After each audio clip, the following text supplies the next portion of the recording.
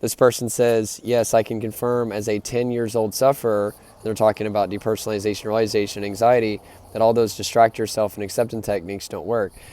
Getting over a cold, by the way, so that's why if I sound a little bit nasally. But I just started working with a client who has been literally distracting himself for 10 years.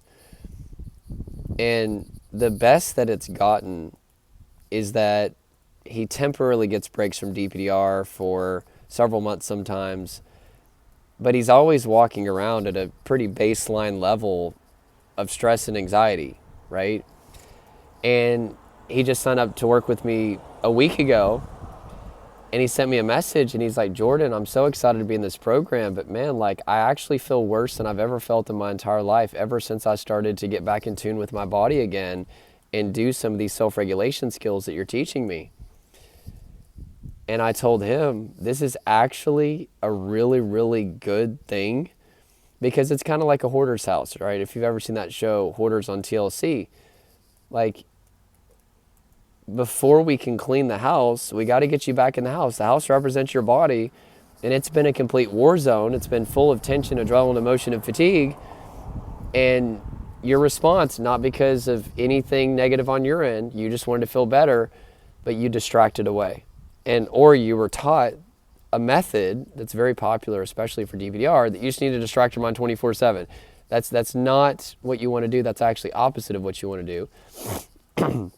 And while you were up here, your body was becoming more and more of a war zone, just like mine was whenever I lived in my head 24/7, obsessing about existence or my health or people's opinions of me, or lived in the past or the future, or daydreamed about random things. Played video games all the time, on social media all the time, did things to numb my body. My whole life, it turns out, was one giant attempt to numb the chaos that was being played out inside.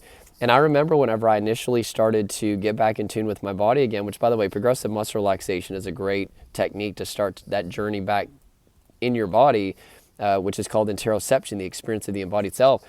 I remember all of a sudden I felt my legs tensing up all the time, and my pelvic floor muscles were tensing up all the time, and I started to feel the physical effects of negative emotion. I was like, and then I was tired all the time and had all this fatigue and all this stuff.